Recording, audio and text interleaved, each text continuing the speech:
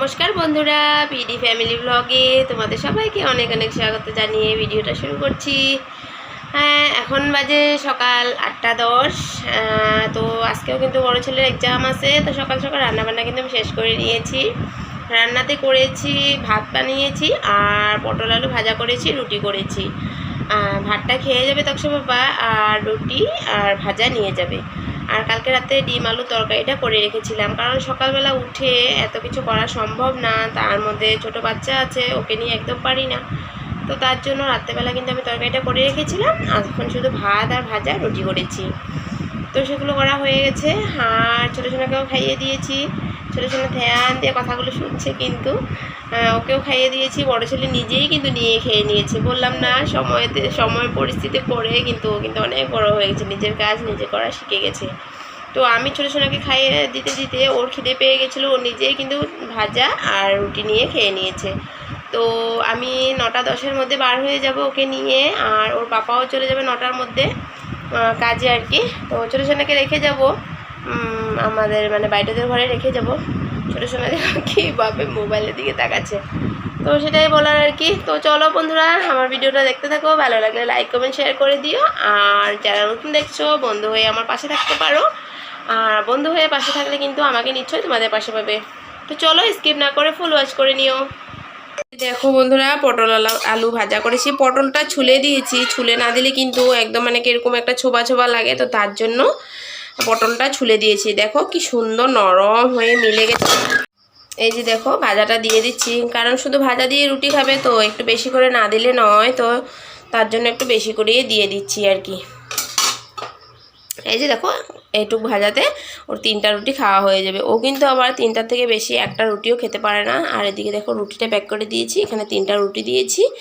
আর এই যে ভাজা আর এই যে জলের বোতল সব রেডি, এখন শুধু ব্যাগে ভরে দেবো। রান্নাবান্না করার পর তক্সা পাপাকে খেতে দিয়ে দিয়েছি, আর তক্সকেও খেতে দিয়ে দিয়েছি। ওরা দুজনে খেয়ে নিয়েছে, আমি কিন্তু এখনও খাইনি। আমি স্নান টান করে পুজো দিয়ে তারপর কিছু খাবো। তো খাওয়া দাওয়ার পর যা বাসন বার হয়েছিল, রুটি তাওয়া টাওয়া যা যা বার হয়েছে সব কিছুই এখন ধুয়ে নিচ্ছি। ধুয়ে টুয়ে তাড়াতাড়ি আবার কাপড় টাপড় দিয়ে স্নান করে পুজো দিয়ে আবার বড় ছেলেকে নিয়ে স্কুলে যেতে হবে। তো তার জন্য একটু তাড়াহুড়ো করে কাজ করছিলাম। যে এতদিন পরীক্ষা, এতদিন কিন্তু একটু তাড়াহুড়ো করেই সব কাজ আমার করতে হবে। তারপর দেখো, এদিকে বড় ছেলে এদিকে নমস্কার করে নিচ্ছে ঠাকুরের সামনে, তো ওকে নিয়ে চলে যাচ্ছি স্কুলে। আর আমি পুজো দিয়ে কিন্তু কোনো কিছু খাওয়ারও টাইম পাইনি, কারণ লেট হয়ে যাচ্ছিলো, তো তার জন্য না খেয়ে চলে এসেছি। পুজোটা দিয়ে শুধু 1 গ্লাস জল খেয়েছি, তো তারপর ওকে নিয়ে চলে যাচ্ছি। আর ওভারব্রিজের উপর দিয়ে জানো তো যেতে অনেক কষ্ট হয়, আর একদম হাঁপিয়ে যায়। আর ছেলেও কিন্তু বলে, মা একদম হাঁটু ব্যথা করছে। তো হাঁটু ব্যথা করলেও কিন্তু কোনো কিছু করার উপায় নেই, এই উপর দিয়ে যেতে হয় আর কি। দেখো বন্ধুরা, আমি ঘরে এসে কাপড়ও ছাড়িনি। ছোটো সোনাকে ওদের ঘর থেকে এনেছি, এনে এই যে দেখো ঘুম পাড়িয়ে দিয়েছি। আমি বলে নেওয়ার সাথে সাথেই ঘুমিয়ে গেছে। ছোটো সোনা কপালে আজকে ফোঁটা নেই, তো তার জন্য একটু আলাদা অন্যরকম লাগছে দেখতে। আর এদিকে দেখো, আমি ওকে ঘুম পাড়িয়ে দিয়েছি। সত্যি যখন ঘুমায় না, সারা ঘর এদিক থেকে এদিক হামাগুড়ি দিয়ে দিয়ে উৎপাত করতে থাকে। আর এখন ঘুমিয়ে আছে, একদম সব কিছুই শান্ত হয়ে গেছে। তো এখন একবার শুয়ে দেবো, বিছানা করবো, বিছানা করে একটু শুয়ে দেবো, তারপর কিছু খাবো। আমি সকাল থেকে এখনও কিচ্ছু খাইনি, খাওয়ার সময় পাইনি। যাওয়ার আগে স্নান করে পুজোটা দিয়ে গেছি। এখন কিছু একটা খাবো, দেখি কি খাই। এখন আর চা খাবো না, এখন আর চা খাওয়ার একদমই ইচ্ছা নেই। আর শুধু রুটি সবজি খাবো, চা করবো না, খাবো না আর কি। তো চলো দেখো বন্ধুরা, আমার ছেলের বইয়ের অবস্থা কি।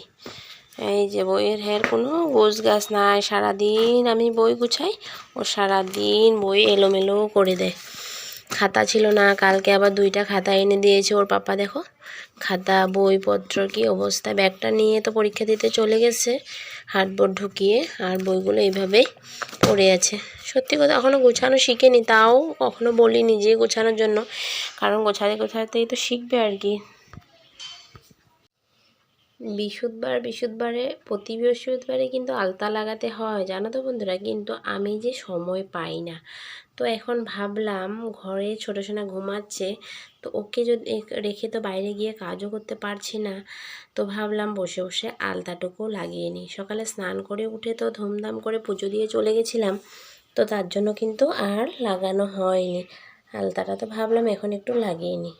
এই যে দেখো বন্ধুরা, আলতাটা পরে নিয়েছি। এক হাতে পরতে পারছিলাম না, তো তার জন্য ক্যামেরাটা অফ করে আলতাটা পরে নিলাম। আর আমার পায়ে তো জানো পায়েলটা নেই, তো তার জন্য সত্যিই কীরকম একটা খালি খালি লাগছে। পায়েলটা ছিঁড়ে গেছে আর বানানোই হয়নি। আলতা টালতা লাগানোর পর ভাবলাম বিছানা চাদরটা তো ফেটেই আছে, তো এটাই বসে বসে সেলাই। তো সেটাই আর কি, এটা বসে বসে সেলাচ্ছি। আর জানো তো এখন বর্তমান কিন্তু লাইন নেই, আর অনেক গরমও লাগছিল। এই দুপুরবেলা লাইনটা কেটে রাখলে সত্যি মাথাটা একদম গরম হয়ে যায়। কিন্তু দেখবে লাইনের বিল কিন্তু এক গাদা গাদা চলে আসবে। গরমের দিন বলতেই লাইন অনেক বিল অনেক বেশি আসে, কিন্তু এদিকে কারেন্টও অনেক বেশি কাটে আর কি। দিন রাত কোনো কিছু দেখে না, যখন তখন লাইন কাটতে থাকে, বিলটাও অনেক বেশি আসে। জানি না কেন এই অবস্থা হয় সব সময়, প্রতি বছর আর কি এই অবস্থা। তো বিছানা চাদরটা একটুখানি ফাটা ছিল, এটার উপর ওরা খেলাধুলা করতে করতে অনেকটা বেশি ফাটিয়ে ফেলেছে। তো ভাবলাম যখন তুলবো তো তুলবো, কিন্তু এই দুদিন তো দেখতে খারাপই লাগছে, তো তার জন্য কিন্তু আমি একটু সিলিয়ে দিচ্ছিলাম। কিন্তু ভাবছি বিছানা চাদরটা আর বাঁধবই না, কারণ বাজে লাগছে দেখতে। তো একদম সোজা চলে এসেছি তোমাদের সামনে বিকালবেলা কলের পাড়ে জল ভরতে। আর এদিকে দেখো ওই দিদিদের বালতিটা পাতা ছিল, তো আমি ওদের বালতিটা ভরে যাওয়ার পর আমি সরিয়ে দিয়েছি। সরিয়ে আমি আমার বালতিটা লাগিয়ে দিচ্ছি। তো ভাবলাম বালতিটা লাগানোর পর ভাবলাম যে না, বালতিটা একটু মেজে নিই, অন্য একটা বালতি লাগিয়ে তারপর আমি ওই বালতিটা মাজার জন্য নিয়ে নিয়েছি। কারণ সবসময় যখন কাপড় টাপড় ধুতে আসি, স্নান করতে আসি, আমি এনি টাইম কিন্তু হুলস্থুলের মধ্যেই থাকি, তাড়াতাড়ি করে চলে যাই, তো তার জন্য আর কি বালতিটা মাজা ঘষা হয় না। তো নোংরা হয়ে গেছে, সাবানের ছিটামিটা পড়তে পড়তে একটা দাগ দাগ হয়ে গেছে। তো ভাবলাম এখন যদি একটু ভালো করে ঘষে মাজে না দিই, তাহলে কিন্তু এটা বেশি দাগ বসে পড়লে আমি আর দাগগুলো উঠাতে পারবো না। তো সেটা ভেবেই কাপড় ধোয়া ব্রাশটা নিয়ে এটা ভালো করে মেজে নিচ্ছি। এটা মেজে তারপর ধুয়ে নেবো আর কি। আর বাইরের বালতি বলো আর ঘরের বালতি বলো, সবসময় যদি পরিষ্কার থাকে তাহলে কিন্তু দেখতে ভালো লাগে, নিজেরও কাজ করতে মনটা শান্তি থাকে। তো যে সমস্ত বন্ধুরা প্রথম থেকে আমার ভিডিওটা দেখছো, সাথে রয়েছো, পাশে রয়েছো, তোমাদের সবাইকে অসংখ্য অসংখ্য ধন্যবাদ। আর যারা প্রথম দেখছো, প্লিজ তোমাদের যদি কিছু ভালো লাগে আমার ভিডিওর মধ্যে কমেন্টে জানিয়ে দিও।